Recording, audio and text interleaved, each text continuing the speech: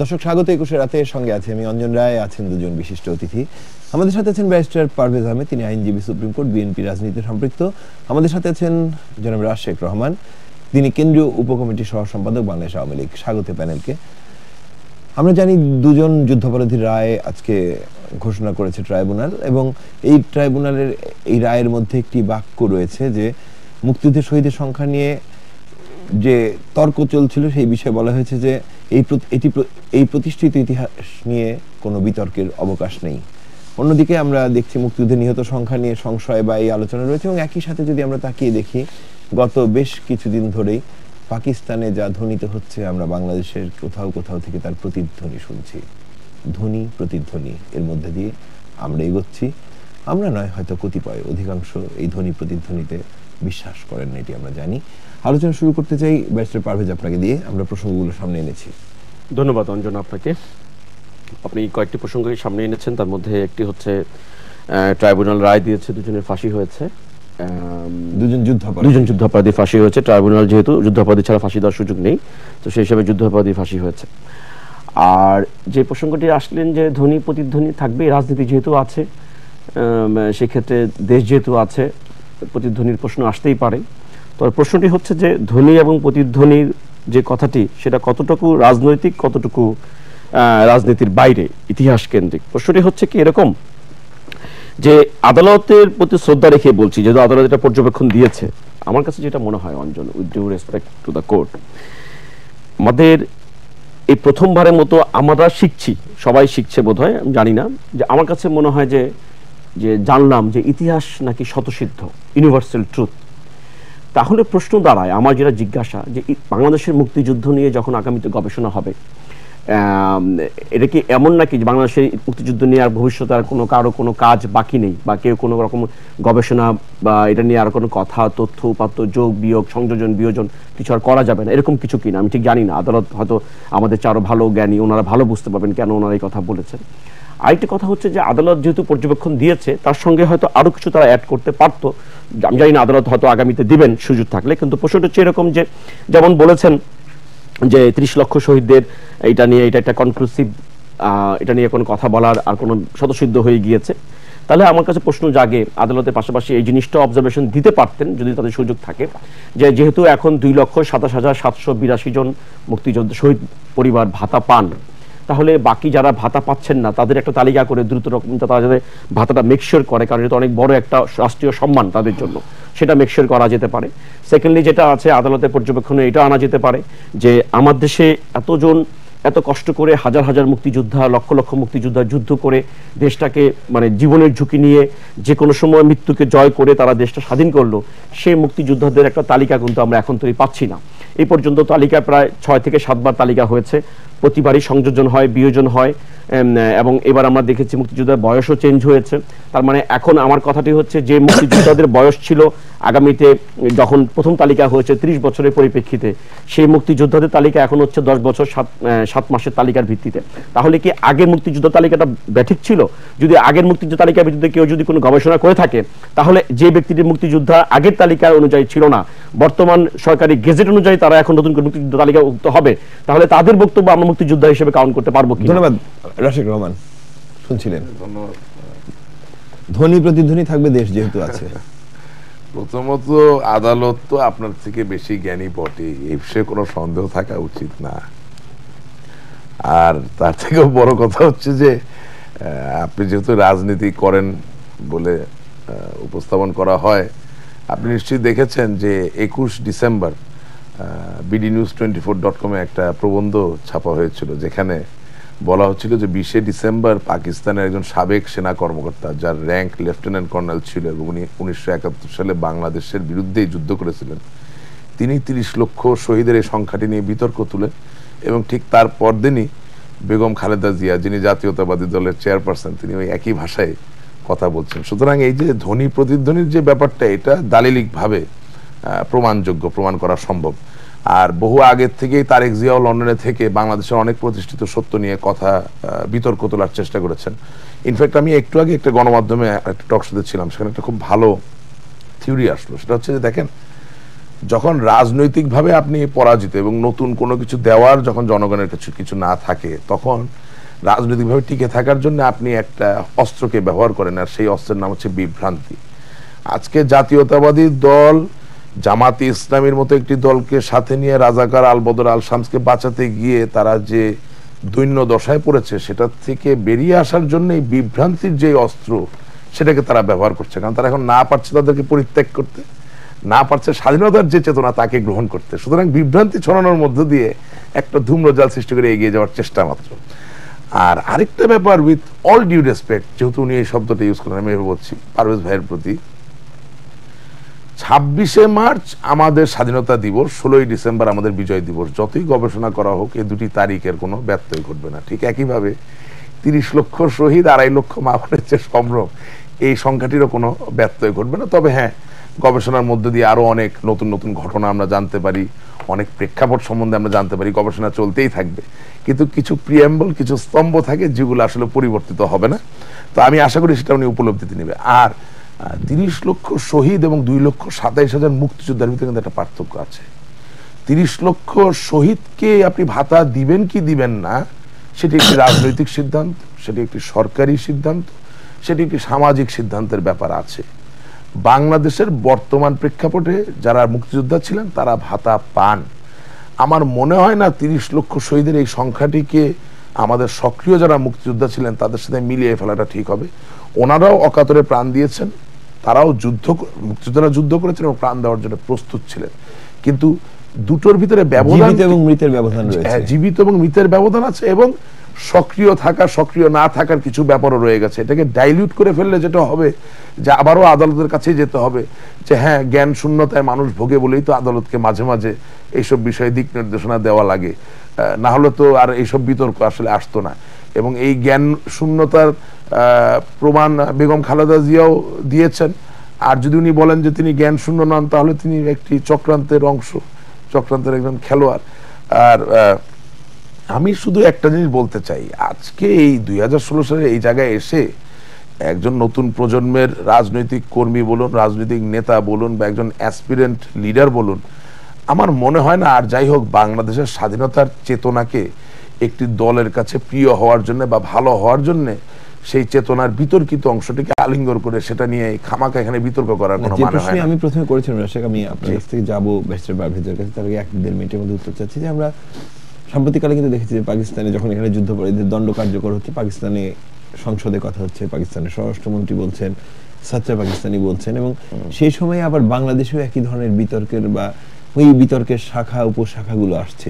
এই দুটোর মধ্যে কি কোনো গাণিতিক মিল আমরা পাবো? অবশ্যই। আপনি সাবেক আইএসআই প্রধান তার একটি জবানবন্দিও বিদেশি গণমাধ্যমগুলো পাওয়া যাবে, এবং সেটার অনুবাদ, সেটা ট্রান্সলেশনও বাংলাদেশের প্রথম আলো মতো পত্রিকা থেকে শুরু করে অনেক স্বনামধন্য গণমাধ্যমে, মানে মুদ্রণ নির্ভর যে গণমাধ্যম সেখানে প্রকাশিত হয়েছে। সেখানে আপনি দেখবেন তিনি পরিষ্কারভাবে বলছেন যে 1991 সালের নির্বাচন থেকে শুরু করে পরবর্তী প্রত্যেকটি নির্বাচনে আইএসআই প্রত্যক্ষভাবে অর্থ লগ্নি করার মধ্য দিয়ে জাতীয়তাবাদী দলকে ক্ষমতায় আনয়ন করার চেষ্টা চালিয়ে গেছেন। সুতরাং যেই দলটির রাজনৈতিক কর্মকাণ্ড পরিচালনার জন্য আইএসআইয়ের মতো একটি গোয়েন্দা সংস্থা সরাসরি ভাবে অর্থ পাঠায়, সেখানে এটা খুবই স্বাভাবিক যে পাকিস্তান যা বলবে তার সেই কথাই প্রতিধ্বনিত হবে।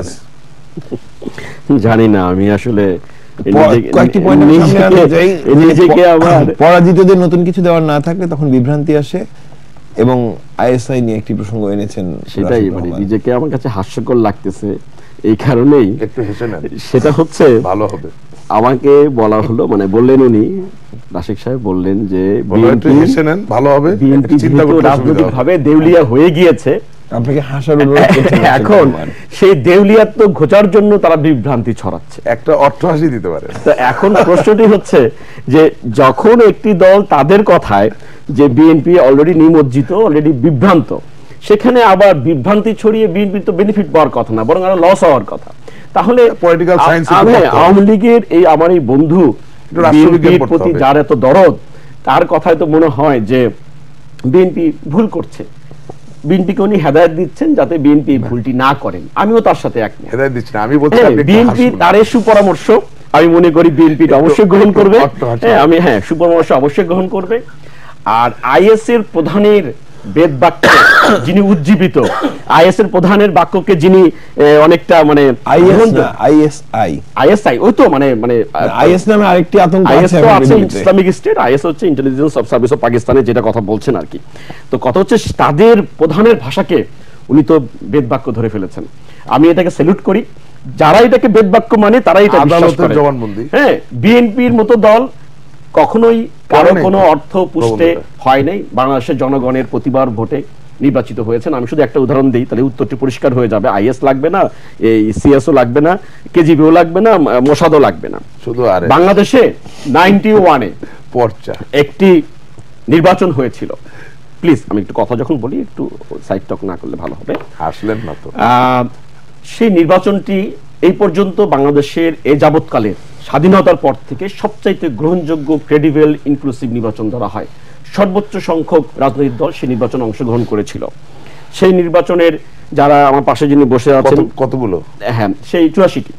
তো সেই নির্বাচনটি স্বৈরাচার এরশাদ বিরোধী আন্দোলনের পরে 91 সালে যখন সংগঠিত হয়, সেখানে তৎকালীন 15 দলীয় জোটের নেত্রী বর্তমানে প্রধানমন্ত্রী শেখ হাসিনা সেই নির্বাচনে অংশগ্রহণ করেছিলেন। তার মুক্তিযুদ্ধের ও তো 15 দলীয় জোট ছিল, পরে ভেঙে ওটাকে 5 দলীয় জোট চলে যায়, পরে তারা 8 দলীয় বা 9 দলীয় কোনো জোট ছিল, বা তারা 15 দলীয় জোটই প্রথমবার শুরু করেছিল। সেই জোটের নির্বাচন অংশগ্রহণ করেছিল 7 দলীয় জোটের নেত্রী খালেদা জিয়া অংশগ্রহণ করেছিল, জামাত ইসলামী করেছিল, জাতীয় পার্টি করেছিল, আরো বাংলাদেশের ক্ষুদ্র যা দল আছে সবাই মোটামুটি সেই নির্বাচনে পার্টিসিপেট করে। এবং সেই নির্বাচনে পার্টিসিপেট করার সময় আমরা দেখেছি যে বাংলাদেশের অনেক দল থেকে উচ্চারিত হয়েছিল বাংলাদেশের বিএনপি 10টি সিটও পাবে না। এবং সেই নির্বাচনে প্রধানমন্ত্রী হওয়া, সেই নির্বাচনে বিজয়ী হওয়ার সমূহ সম্ভাবনা সব দলের ছিল, সবার জন্য মাঠটি ওপেন ছিল, লেভেল প্লেইং ফিল্ড ছিল। সেই নির্বাচনে জনগণ তাদের দৃষ্টিতে আইএস এর অর্থ লোভী দল বিএনপিকেই কিন্তু সর্বোচ্চ সংখ্যক ভোটে সংখ্যাগরিষ্ঠতা দিয়েছিল। এখন সেই দলটি যখন তারা চেতনা নিয়ে তখন ছিলেন, জনগণ কিন্তু তাদের চেতনার উপর আস্থা রাখতে পারেনি। জনগণ কিন্তু সেই আপসীন নেত্রী, বাংলাদেশের সেক্টর কমান্ডারের দল, মুক্তিযোদ্ধার দল, সেই বিএনপির উপরে আস্থা স্থাপন করেছিল।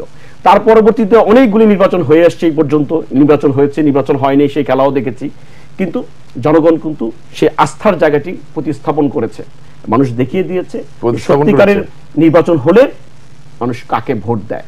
সুতরাং ওনার এই বক্তব্যগুলি যদি আমরা তর্কের খাতিরে ধরি, তাহলে সেটা কুতর্ক হতে পারে।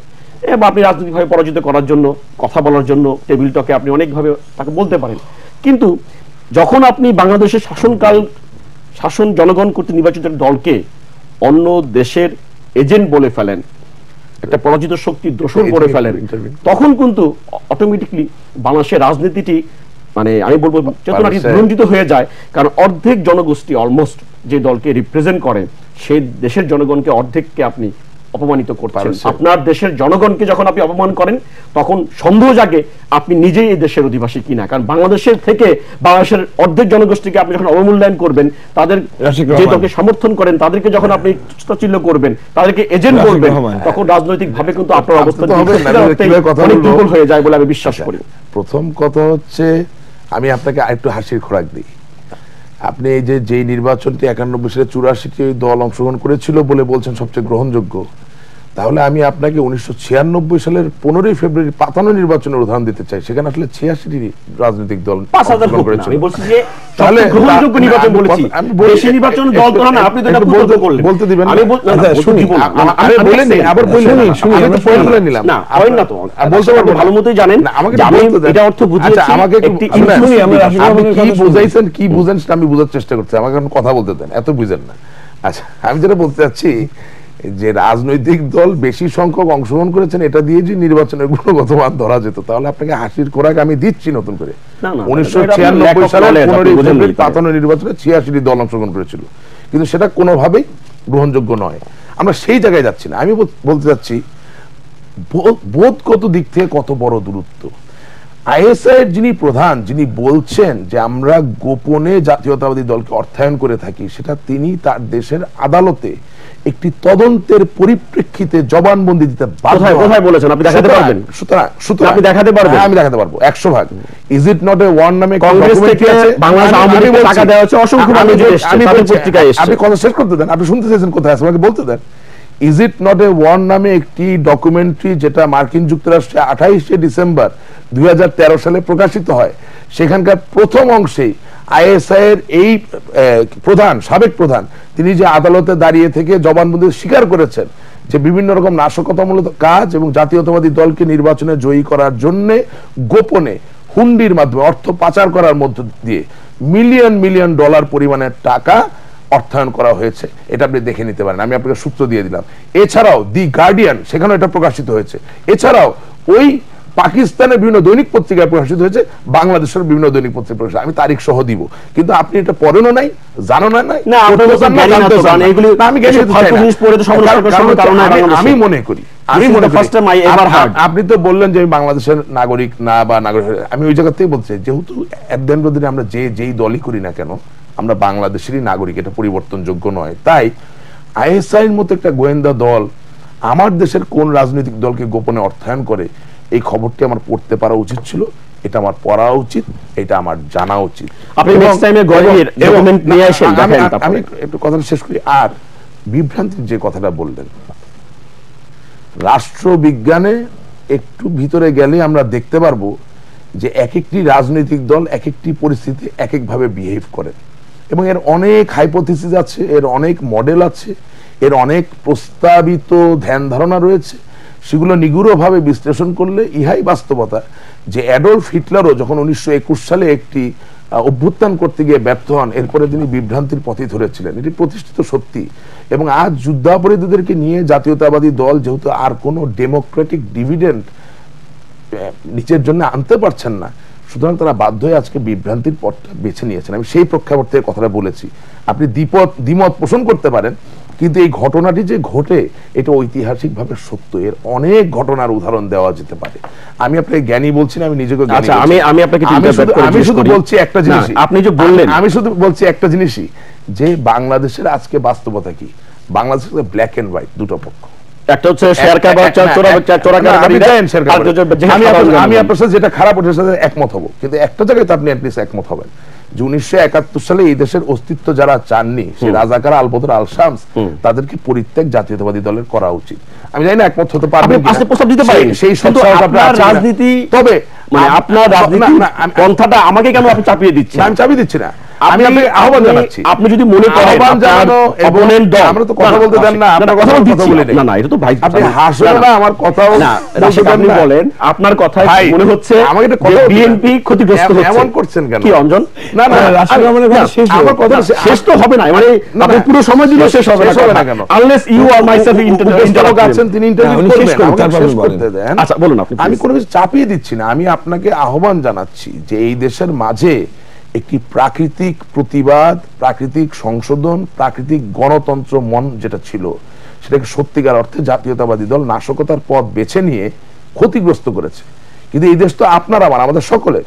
সুতরাং আমি মনে করি বেগম খালেদা জিয়ার আজকে উচিত হবে পাকিস্তান থেকে প্রেসক্রাইবড ফরম্যাটে যে বিভ্রান্তিমূলক তথ্যগুলো দেওয়ার তাদের উপর আহ্বান আসছে, সেটাকে তিনি গ্রাহ্য না করে সত্যিকার অর্থে বাংলাদেশকে ভালোবেসে, যেগুলো সত্য, অর্থাৎ 30 লক্ষ শহীদ, 2.5 লক্ষ মা বোনের সম্ভ্রম, 26 মার্চ, 16ই ডিসেম্বর, বঙ্গবন্ধু শেখ মুজিবুর রহমানের অনস্বীকার্য নেতৃত্বের মধ্য দিয়ে, জাতির জনকের নেতৃত্বের মধ্যে দিয়ে দেশের স্বাধীনতা, এগুলোকে মেনে নিয়ে সুস্থতা কিছু না। অঞ্জন, সমস্যা হয়ে গিয়েছে কি এখন, ওই মানে কি বলবো, যিনি স্বাধীনতার ঘোষক যে দলটি করেন, আমরা সেই দলের মানে অনুসারী।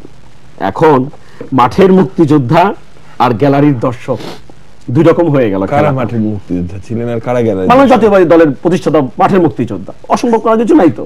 এখন আমরা যারা তার সমালোচনা করি তারা তো হলো যে হাততালি প্লেয়ার। বাস্তবতায় আসি, আজকে যখন আমার মতো ক্ষুদ্র জ্ঞানে আমি বুঝি না যে বঙ্গবন্ধুর মতো বিশাল মহিরুকে সমালোচনা করা যাবে, কারণ তার এই ছোট্ট 56-60 ইয়ার্স তার এজের মধ্যে তৈরি করে দিয়ে গেছে, দ্যাটস ইনাফ ফর হিম।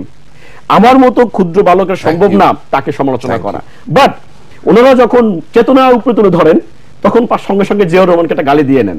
তখন হয় কি ওই চেতনা যে 100 হুমড়ি খেয়ে পড়ে যায় আস্তাকুরের মধ্যে। আই হেট দ্যাট চেতনা।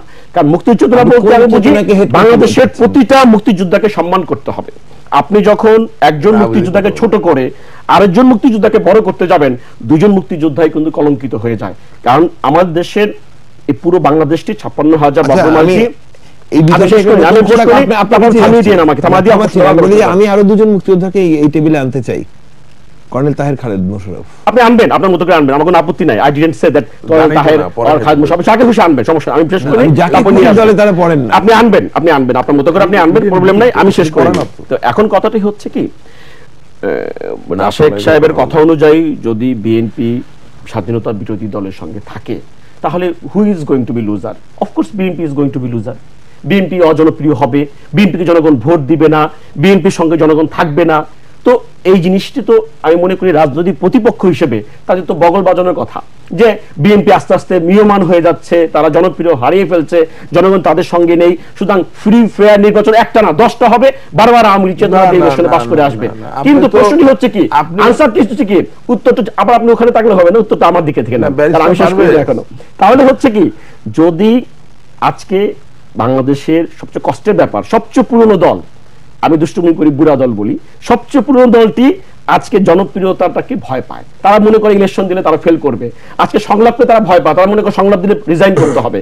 আজকে একটা ক্রেডিবল নির্বাচনকে তারা মনে করছে দেওয়া যাবে না, তত্ত্বাবধায়ক সরকার কথা বলা যাবে না। কেন? এই সবগুলি শব্দ প্রয়োগ করতে গেলেই তাদের অস্তিত্ব থাকে না। কেন থাকে না?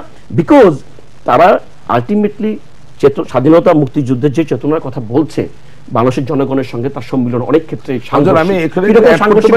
আপনি দেখুন অনেকগুলো পয়েন্টের মধ্যে মূল লক্ষ্যটি থাকে যে প্রতিটা ক্ষেত্রে জিয়াউর রহমানকে, মেজর জেনারেল জিয়াউর রহমান মাঠের মুক্তিযোদ্ধা ছিলেন। আপনি কর্নেল তাহেরের কথা বলেছেন, যদি মাঠের মুক্তিযোদ্ধার কথা বলেছেন, আমি কি উত্তর দিতে পারবো? কথা শুনে আসি না, আমি শেষ না করে আমি শেষ করতে পারবো বলে সহজ। আচ্ছা বলুন। এখন কথাটি হচ্ছে কর্নেল তাহের এবং কর্নেল খালেদ মোশাররফের কথা বলছেন।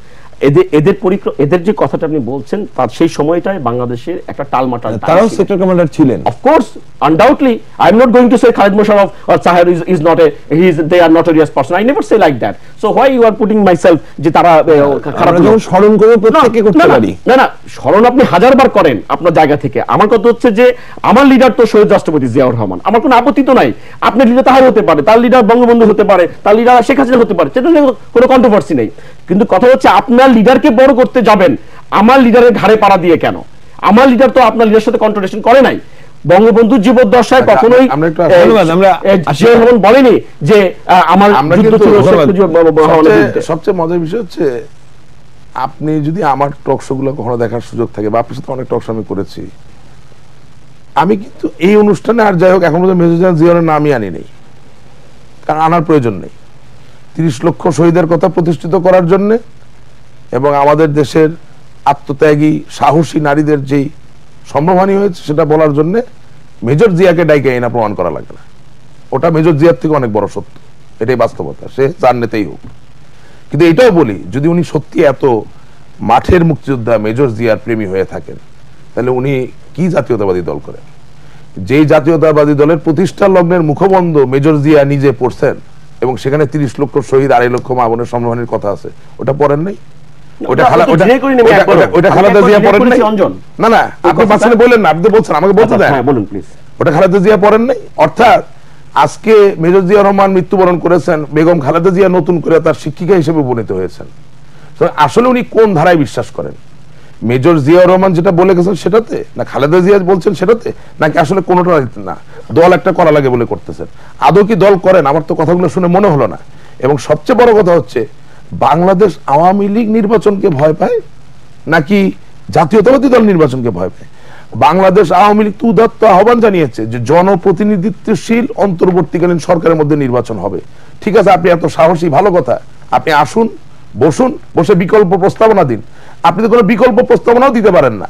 আপনি দূর থেকে পেট্রোল বোমা মারতেছেন, গাছ কাটতেছেন, বাংলাদেশের নিরাপরাধ মানুষকে। এবং জানেন, আমি আজকের কথা বলতে চাই, পৃথিবীর কোথাও এই নজির নাই যে একটি বিরোধী দল তার দেশের নাগরিককে আগুন দিয়ে পুড়িয়ে বা কোনোভাবে হত্যা করে ক্ষমতায় দেওয়ার চেষ্টা করে।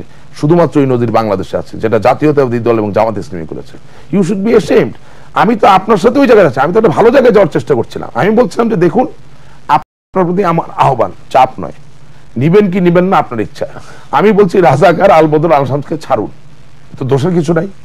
আমি নিশ্চয়ই ভালো কথা বলছি, আমি আশা করি। আমি বলছি আপনি জামাত ইসলামীকে ছাড়ুন, আপনি ছাড়ুন, এবং আর কেউ কোনো সুযোগ না দিক। আমরা আসুন একটি সুস্থ ধারা রাজনীতি আসি। কেন? প্রত্যেকটি দেশের ভিতরে শুধু নির্বাচন দিয়েই তো গণতন্ত্র হয় না। গণতান্ত্রিক প্রক্রিয়ার ভিতরে এটাও একটা বাস্তবতা যে প্রাকৃতিক যে প্রতিবাদের শক্তি সেটাও রাখতে হয়।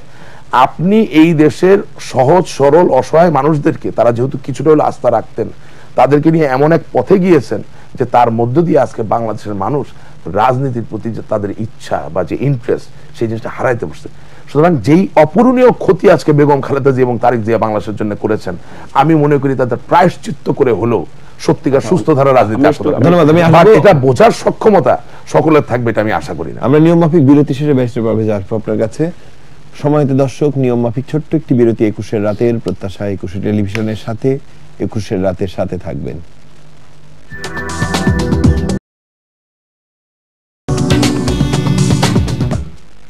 দর্শক, ফিরে এলাম 21-এর রাতে। আমরা শুনছিলাম বিরতিতে যাওয়ার আগে রাশেক রহমানের বক্তব্য। রাশেক রহমান যেখানে থেমেছেন সেখান থেকে নিশ্চয়ই শুরু করবেন। সেখান থেকে শুরু করলে দায়িত্বহীনতা, চরম পরাকাষ্ঠতা প্রদর্শন করা হয়। কিরকম?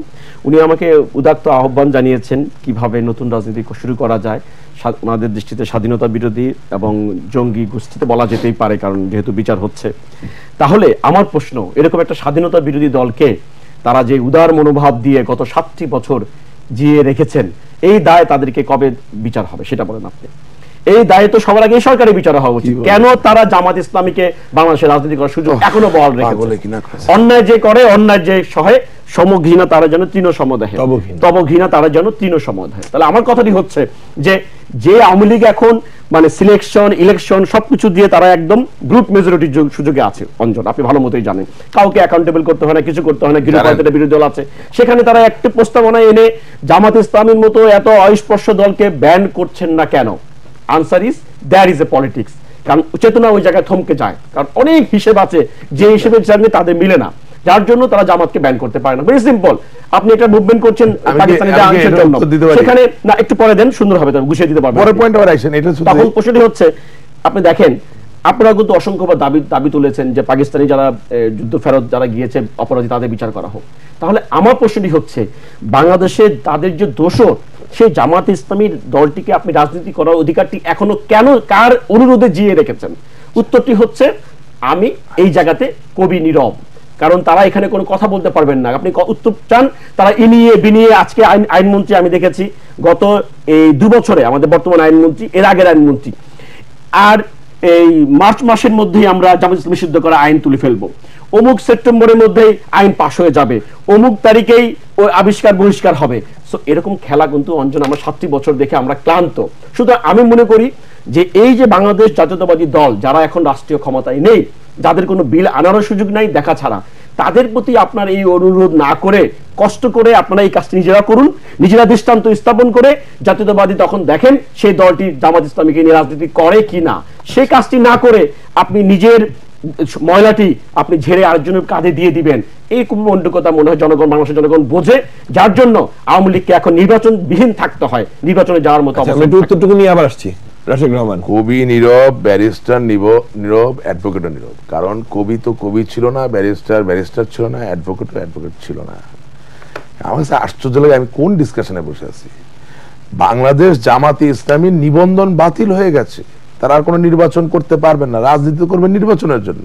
1 2 নাম্বার, জামাতে ইসলামী ব্যান্ড হওয়ার যে ব্যাপারটি, সেটা হাইকোর্টে বিচারাধীন আছে, এবং এটা রায় যখন বেরিয়ে আসবে এটি আইন হিসেবে বেরিয়ে আসবে। এখন আমি তো ব্যারিস্টার না, অ্যাডভোকেট না, আমি তো একটু কনফিউজ যে আপনি একজন আইনজীবী হিসাবে নিজেকে দাবি করছেন এবং আদালত প্রাঙ্গণে নিশ্চয়ই প্রায়শই যাওয়া আসা করছেন, মামলা করছেন, তো আপনি নিবন্ধন বাতিলের কথাও কেন জানেন না? বা হাইকোর্ট যে জামাত ইসলামীকে সুনির্দিষ্টভাবে যুদ্ধাপরাধী দল হিসেবে চিহ্নিত করেছে এবং রায় দিয়েছে, এবং এটা বাতিল যে শুধুমাত্র সময়ের ব্যাপার মাত্র, এটা আপনি কেন বুঝতে পারছেন না? আমি তো বুঝতে পারছি না।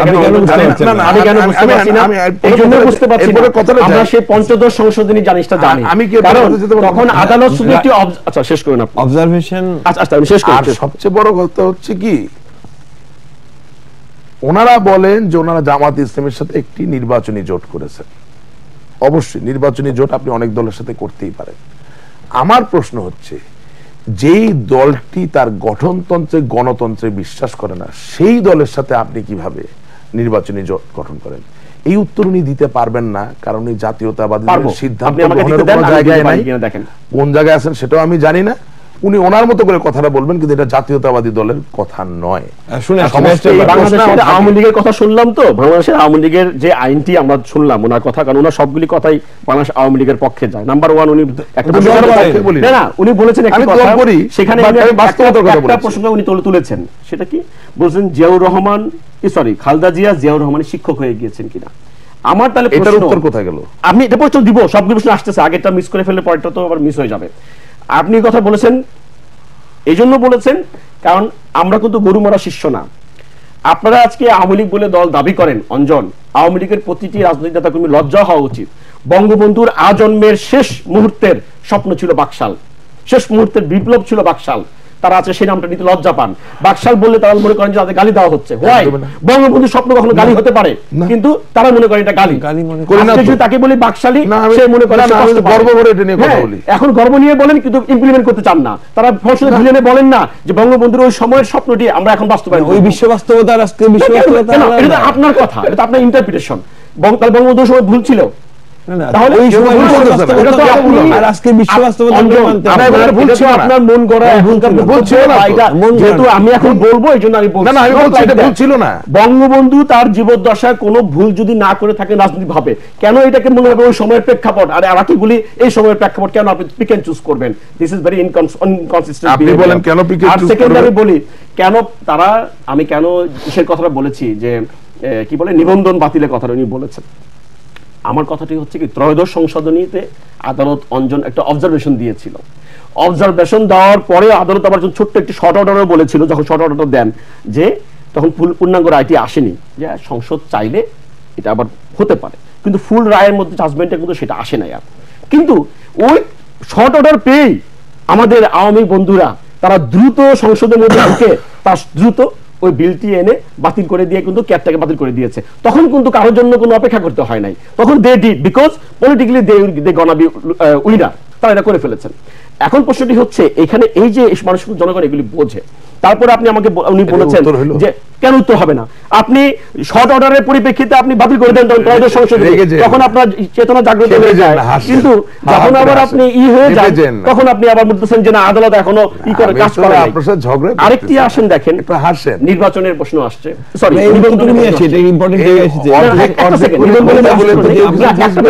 নিবন্ধনের, সেটা আমি শেষ করে দিই। প্রশ্ন বলেছেন জামাত ইসলামী বাংলাদেশের একটা নিবন্ধিত দল, উনি এটা খুব বড় করে তুলে ধরেছেন, মানে একেবারে অ্যাডজাস্ট করেছেন। আমার প্রশ্ন, বাংলাদেশের জামাত ইসলামী নিবন্ধিত দল কেমন করে হয়? যে নির্বাচন কমিশনার জামাত ইসলামীকে নিবন্ধন দেয়, সেই নির্বাচন কমিশনার বাংলাদেশ আওয়ামী লীগকে দিয়েছে, বাংলাদেশ জাতীয় দলকে দিয়েছে, সেই নির্বাচন কমিশনকে আগে ধরা উচিত। তারা কেন নিবন্ধন দিল? যে দল বাংলাদেশের স্বাধীনতা বিশ্বাস করেন না। আপনি সেই কথা না যে আপনি জামাতের নিবন্ধন পেয়েছে সেটা নিয়ে প্রশ্ন তুলছেন। নিবন্ধন বাতিল হয়েছে, হ্যাঁ বাতিল হয়েছে, তাহলে যারা নিবন্ধন দিল কেন সেটা প্রশ্ন তুললেন না উনি। না, পথিক পথ হারাই আছে। কারণ হলো, কেন নিবন্ধন বাতিল করা হইয়াছে বা কেন নিবন্ধন দেওয়া হইয়াছে, এটা তো আপনি জামাত ইসলামের বন্ধু হিসেবে জিজ্ঞেস করবেন, এটা তো আমার কাজ না। ভাই আমি একটু, আমার কাজ জনগণকে জানানো যে জামাত ইসলামী নিবন্ধন বাতিল হয়েছে। এখন আপনার খারাপ লাগে, তাদের সাথে নির্বাচন করতে হবে, রাজাকার আলবদর ভালো লাগে, সেটা আপনি গিয়ে প্রতিবাদ করেন, এটা আমার ইস্যু না। আর ত্রয়োদশ সংশোধনীর যে কথাটা বললেন, সেটার সাথে হাইকোর্টে বিচারাধীন যুদ্ধাপরাধে দায়ী জামাতি ইসলামীর বাতিলকরণের যে রায়, এর সাথে কোনো সম্পর্ক নাই। মানুষকে বিভ্রান্ত করার যে স্ট্র্যাটেজির কথা একটু আগে বললাম, আপনিও সেটা চেষ্টা করছেন, বাট আমার মনে হয় আপনি সচেতন ভাবে বিভ্রান্ত করছেন না, কারণ আপনি নিজে একটু বিভ্রান্ত আছেন। আমার মনে হয় একটু আইন পেশায় যদি নিয়োজিত আছেন, একটু এই রায়টা দেখে আসলে ভালো হবে। দেখেন, আমার কথা খুব সহজ, পরিষ্কার, নিরেট। কর্নেল ফারুক রশিদ তারা তাদের স্বীকারোক্তিমূলক ইন্টারভিউ যেটাকে বলে, সেটা ইউটিউবে গেলে দেখা যায়, তারা সেখানে অকপটে বলছেন major Ziaur Rahman, major general Ziaur Rahman Bangabandhu Sheikh Mujibur Rahman হত্যাকাণ্ডের সাথে জড়িত ছিলেন। আমি আমার জায়গা থেকে একজন হত্যাকারীর সাথে কখনোই হাত মেলাতে পারি না। এবং আমি এটাও মনে করি যে আমি কাগজে কলমে দালিলিক ভাবে প্রমাণ করতে পারবো। আমি অনেক জায়গায় বলি যে মৌলানা আব্দুল মান্নানের মতো একজন রাজাকার, তার নামে 8টি মামলা ছিল, সেই মামলাগুলো কিন্তু উইথড্র করেছেন মেজর জেনারেল জিয়াউর রহমান নিজে হাতে সবুজ কালি দিয়ে সই করে। সুতরাং দালিলিক ভাবে এটা প্রমাণ করা সম্ভব যে বঙ্গবন্ধুর হত্যাকারী, জাতীয় 4 নেতার হত্যাকারী, রাজাকার আল বদর আল শামসুকে পুনর্বাসন করা এবং তাদেরকে রাজনীতিতে সুযোগ করে দেওয়া, সংবিধানের 2টি জায়গায় পরিষ্কারভাবে যুদ্ধাপরাধীদের ব্যাপারে প্রভিশন করা ছিল, যেখানে তারা ভোটাধিকার পাবে না, যেখানে তারা আরো পাসপোর্ট থাকবে না, নাগরিকত্ব, এগুলো সবকিছুকে পরিবর্তন করার মধ্য দিয়ে তাদেরকে প্রতিষ্ঠিত করার জিয়াউর রহমানের একটা ভূমিকা ছিল। আমি সেই জায়গায় আজকে যেতে চাই না। আপনি আমার সাথে আলাপ করলে আমি এটাও বলতে পারবো যে স্বাধীনতার ঘোষণার কথা বললেন, গাধা তত্ত্ব নামে একটি তত্ত্ব ইদানিং বেশ জনপ্রিয় হচ্ছে। অর্থাৎ আপনি যাকে চিনেন না, জানেন না, দেখেন নাই, তিনি একটা 5 কিলোওয়াটের ট্রান্সমিটার দিয়ে বললেন আসেন কাতারে কাতারে সকলে জান দেন আমরা দেশ স্বাধীন করবো, আপনি দেশ স্বাধীন করে ফেললেন, উনি হয়ে গেল স্বাধীনতার ঘোষক। এটা আসলে গাধা তো গাছে ধরে না, গাধা জন্মায়। এই ধরনের তত্ত্বের সাথে আমি ওইসব যেতে চাই না। আমার কথা সহজ, আমাদেরকে সামনের দিকে এগিয়ে যেতে হবে। সামনের দিকে এগিয়ে যেতে হলে আজকে নতুন প্রজন্ম, তরুণ প্রজন্মের ছেলেমেয়েরা যারা আছেন তাদের আত্মপরিচয়ের জায়গাটা আমাদেরকে সুরক্ষিত করতে হবে। বাঙালি বাংলাদেশ বানিয়েছে, বাঙালির অভয়ারণ্য বাংলাদেশ আমাদের জাতির জনক বঙ্গবন্ধু শেখ মুজিবুর রহমান। স্বাধীনতা দিবস 26 মার্চ, বিজয় দিবস 16 ডিসেম্বর। 30 লক্ষ শহীদের আত্মাহুতি, 2.5 লক্ষ মা বোনের সম্ভ্রম হানির মধ্য দিয়ে এক রক্তক্ষয়ী সংগ্রাম, যে সংগ্রাম একদিনের ব্যাপার নয়, সে 50 দশকের আগের থেকে এই সংগ্রাম শুরু হয়েছে। বাঙালি সবসময় মুক্ত হতে চেয়েছিল, এটা বিচ্ছিন্ন কোনো ঘটনা নয়। সবকিছুর মধ্য দিয়ে আজকে আমরা এই জায়গায় এসেছি, এগুলোকে মেনে নিয়েই আমাদের আগাতে হবে। আমার রিকোয়েস্ট টু ইউ, নিবন্ধন বাতিল হলো কি হলো না, আমি আইন করে বাতিল করলাম কি করলাম না, একজন মানুষ হয়েই তো রাজনীতিবিদ, একজন মানুষেরও তো আমাদের বিবেক আছে। বিবেকের জায়গা থেকে আপনি চিন্তা করুন যে আজকে যেই লোক আপনি বাঙালি একজন দেশের নাগরিক হবেন বাংলাদেশের, সেটাই চায় নাই। আপনি একজন বাঙালি আপনার একটি স্বাধীন জাতিসত্তায় উদ্ভাসিত হবেন, সেটাই চায় নাই। শুধু চাওয়া না, সেটাকে রহিত করার জন্য লাখে লাখে মানুষকে হত্যা করলেন, সম্মানহানি করলেন। তাদেরকে নিয়ে কি আসলে রাজনীতি করা যায়? আপনি কোর্ট বা সংসদের দিকে তাকানোর কোনো প্রয়োজন নেই, নিজের বিবেকের দিকে তাকান। বিবেকের দিকে প্রশ্ন করে আমি যেতে হবে, আসতেছি বিবেকের কাছে প্রশ্ন করি, অঞ্জন এবং রাশেক দুজনের কাছে বিবেকের কাছে প্রশ্ন উত্তর দিতে, যে হ্যাঁ প্রশ্ন উত্তর দিবেন তো অবশ্যই দিব। আমরা কিন্তু অঞ্জন সবাই মুক্তিযোদ্ধা, সমস্ত দেশের 7 কোটি জনগণ তখন তৎকালীন সবাই চেষ্টা করেছেন দেশের প্রতি আনুগত্য রাখতে, মুষ্টিময় কিছু রাজাকার আল বদর আল শামস ছাড়া দেশকে ভালোবেসেছে। এই তখনকার এক কুলাঙ্গার ছিলেন বাংলাদেশ তৎকালীন পূর্ব পাকিস্তান সেনাবাহিনীতে নিয়োজিত, বর্তমানে স্বৈরাচার এরশাদ প্রধানমন্ত্রীর বিশেষ দূত। সেই এরশাদ সাহেব ছিল বাঙালিতে, বাংলাদেশি যে তৎকালীন বাঙালি যে অফিসাররা মুক্তিযুদ্ধে অংশগ্রহণ করেছিলেন তাদেরকে ধরে ধরে যে বিচারের জন্য যে ট্রাইব্যুনাল গঠন করা হয়েছিল তৎকালীন পশ্চিম পাকিস্তানে, সেই ট্রাইব্যুনালের চেয়ারম্যান ছিলেন বর্তমান হুসাইন মোহাম্মদ এরশাদ, যিনি প্রধানমন্ত্রীর বিশেষ দূত মর্যাদায়, মন্ত্রী মর্যাদায় উনি আছেন। এখানে চেতনা কিন্তু জাগ্রত হয় নাই আমাদের, এখানে কোনো উত্তর নাই। এখানে হবে তখন আপনি আবার জামাত ইসলামের কথা বলবেন, মন্ত্রী বানিয়েছেন। নো, আপনি একটা অন্যায়কে জাস্টিফাই করার জন্য আপনি আর 10টা অন্যায়কে দেখিয়ে ওই একটা অন্যায়কে আপনি জাস্টিফাই শেষ করতে পারবেন না, নাম্বার 1। সেকেন্ডলি আপনি বলুন কর্নেল ফারুক এবং কর্নেল রশিদ নামটা অত্যন্ত ঘৃণা ভরে উচ্চারিত হওয়ার কথা, কিন্তু যেহেতু জিয়াউর রহমানকে খুনি বলেছে, এখানে কর্নেল ফারুক কর্নেল রশিদ অতি মানব, কারণ তাদের সেই বক্তব্য, তাদের সেই ইন্টারভিউ এখন আমাদের কাছে বেদবাক্য। কারণ ওই কর্নেল ফারুক এবং কর্নেল রশিদের স্বীকারোক্তিটাই, ইন্টারভিউটাই, কারণ বঙ্গবন্ধুকে হত্যা করেছেন তার কথাটা এখন তাদের কাছে ঠিক আছে যে হ্যাঁ কর্নেল ফারুক কর্নেল রশিদ এখানে ঠিক আছে। আমি বলি কর্নেল ফারুক কর্নেল রশিদের সমস্ত বক্তব্য আপনাদের কাছে ঘৃণার কথা হচ্ছে। এখানে যেহেতু তারা জিয়াউর রহমানকে জড়িয়ে ইন্টারভিউ দিয়েছে, এই ইন্টারভিউটা আমি আপনাকে হেল্প করি, ফারুক সাহেব একটু হেল্প করি। আমার কথা হচ্ছে এরকম স্ববিরোধী চরিত্র আর কতকাল দেখলে দেখাচ্ছি আপনাকে, ফারুক সাহেব আপনি একটু হেল্প করি, লোক বুঝবে, একটু হেল্প করি আপনাকে। কর্নেল ফারুক রশিদ যখন জিয়াউর রহমানের জড়িত থাকার কথা বঙ্গবন্ধু হত্যাকাণ্ডে বললেন, তখন জিয়াউর রহমান অবৈধভাবে রাষ্ট্র ক্ষমতা গ্রহণ করেছেন, তিনি ক্ষমতায়, এবং এই ইন্টারভিউর পরে কর্নেল ফারুক রশিদকে তিনি বিভিন্ন দূতাবাসে চাকরিও দিয়ে পাঠিয়েছেন। ওখান থেকেই বোঝা যায় তার বক্তব্য সত্য না। অনুমান না, আপনি এই অনুমান নিয়ে রাজনীতি করতে পারবেন না। আচ্ছা ভাই, আর এই অনুমান দিয়ে জনগণ তাহলে জিয়াউর রহমানকে ইলেকশনে পাস করাতে তার দলকে ক্ষমতায় বসাতে হবে, এটা আপনার অনুমান। কথাটা এই অনুমান তো সুসিদ্ধ না। আমাকে কথাটা শেষ করতে দেন। এবং আপনি যে বলছেন এই দেশের পুলিশ বাহিনীর একজন কমিশনার সাহেব ছিলেন, ওনার নামটা আমি এখানে নিব না কারণ এটা বিচারাধীন হবে, তিনি সক্রিয়ভাবে পাকিস্তানি হানাদার বাহিনীর পক্ষ থেকে বাংলাদেশে রীতিমতো যুদ্ধ করেছেন, মানুষ হত্যা করেছেন। তিনি কিন্তু খালেদা জিয়ার হাতেই কমিশনার হয়েছেন। শুধু তাই না, আপনার দলীয় এমন মন্ত্রী আছেন যিনি এখন আপনার দল থেকে বেরিয়ে আপনার জোটের অংশীদারিত্ব করে, একজন মেজর র্যাঙ্কের লোক। তিনিও কিন্তু 1971 সালে সক্রিয়ভাবে হেঁটে হেঁটে মানুষ হত্যা করে বেরিয়েছেন। তিনিও আপনার মন্ত্রী ছিলেন, শুধু মন্ত্রী ছিলেন না, তাকে পরবর্তীতে বহিষ্কার করা হয় এবং এখন আবারও আপনার 20 দলীয় জোটে নিয়ে আসা হচ্ছে। সুতরাং বাংলাদেশের মানুষের হত্যাকারী যাদের হাতে রক্ত আছে তাদেরকে আসলে কে বেশি পুনর্বাসিত করেছে, এটা এখানে গলা উঁচা করে বলে অঞ্জন। যদি আর তার থেকে এই কথা, তার থেকে বড় কথা, আমি কথা শেষ করিনি, আমাকে কথা শেষ করতে দেন। শিমুল কাট দিয়ে পুরান না না পারু সাহেব, বকুল কাট দিয়ে আগুনের রং কি ভিন্ন হয়? পারু সাহেব আমাকে তাহলে বিএনপি যদি আপনার কথা অনুযায়ী 60% এর জন্য যদি দোষী হয়ে থাকে, ওনার কথা অনুযায়ী আমি তো 60% বলি না, 40% আপনি করলেন কেন? 100% স্খলন কেন হয়? আমি শুধু একটা কথা বলতে চাই, মুক্তিযুদ্ধ বিরোধীদেরকে নিয়ে আপনি বিশুদ্ধ বানান, আপনার লজ্জা করে না? যে বাংলাদেশের স্বাধীন দেশে আপনি ট্রাইব্যুনালের চেয়ারম্যান কে আপনি তাকে আপনি বিশুদ্ধ বানান, মুক্তিযুদ্ধ বানান, সেখানে পার্লামেন্টে বসে আপনারা আমার কোনো দেশ শাসন করেন, আমার কোনো ডিবেট নাই। আমি শুধু বলতে চাই, ইউটিউবে যান, ওই কর্নেল ফারুক যেখানে যেখানে দরকার, না না কথা শুনুন, আরে কথা শেষ যেখানে দরকার সেখানে সেখানে আপনি ব্যবহার করবেন। কারণ একটু আগে আপনি শেষ করতে হবে, দেখেন আপনি আইএসআই এর প্রধানের বক্তব্য উদ্ধৃত করেছেন, কতটুকু পেয়ারের ব্যক্তি তাদের, কারণ তার কাগজটা দিয়ে আবার কর্নেল ফারুক কর্নেল কথা বলেন না, শতসিদ্ধ প্রমাণিত কেন? যেহেতু জিয়াউর রহমানের বিরুদ্ধে বলেছে। এরকম হিপোক্রেসি বাদ দিয়ে কিন্তু রাজনীতি আগাতে হবে। উনি কিন্তু রাজনীতি আগানোর কথা বলেছেন। শেষ করব, আমি বলি বাট এইভাবে না। আমি শুধু একটা জিনিস বলতে চাই, শেষ করব। ইউটিউবে কর্নেল ফারুক রশিদের যে ইন্টারভিউটা আছে সেটা সকলের দেখা উচিত, ওনারও দেখা উচিত, এবং আইএসআই এর চিফের যে জবানবন্দি সেটা বিভিন্ন পত্রিকায় বেরিয়েছে। আমি ওনাকে একটা কপি দিব।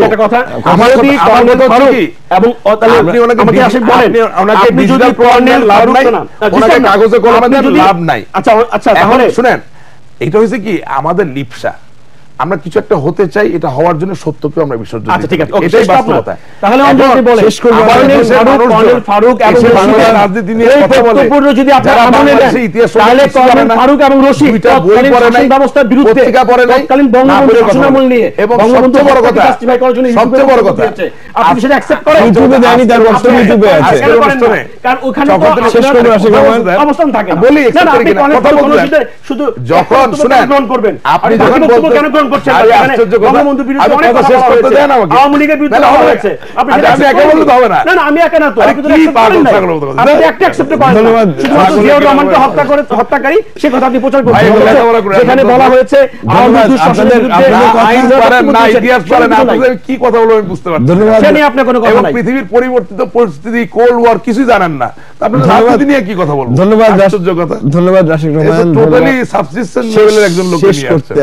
সত্যি ধন্যবাদ রাশিক রহমান। ধন্যবাদ। অল্পজ্ঞানী লোকজনের সাথে না বলতে আমি খুশি হব। আপনি অতি জ্ঞানী। ধন্যবাদ রাশিক রহমান, জোয়ার ব্যাখ্যা আমি দেখছি। ধন্যবাদ ব্যারিস্টার পারভেজ আহমেদ। সবাই দর্শক, আজকের আলোচনা এই পর্যন্তই। আমরা আগেও বলেছি যে টক শোতে উষ্ণতা থাকুক, টক শোতে আমরা শক্ত কথা শুনি, সত্য শুনি, অসত্য শুনি, জনগণের হাতে দাড়িপাল্লা থাকে, জনগণ মেপে নেন, এবং সেই দাড়িপাল্লাটি খুব বড় শক্ত, এবং সেই দাড়িপাল্লাটি কিন্তু গোল্ডফিশের মতো অ্যাকোয়ারিয়ামের এ প্রান্ত থেকে ও প্রান্ত যেতে যেতে বিস্তৃত হওয়ার মতো নয়। সুতরাং মানুষ প্রকৃত ইতিহাস জানেন, মানুষ ইতিহাসের যে পথরেখা সেই রেখা ধরেই হাঁটেন। সুতরাং এর মাঝখানে যে বিতর্কগুলো আসবে সেই বিতর্ক থেকে সত্য বাছাই করে নিতে মানুষ কখনো ভুল করবেন না। শুভরাত্রি।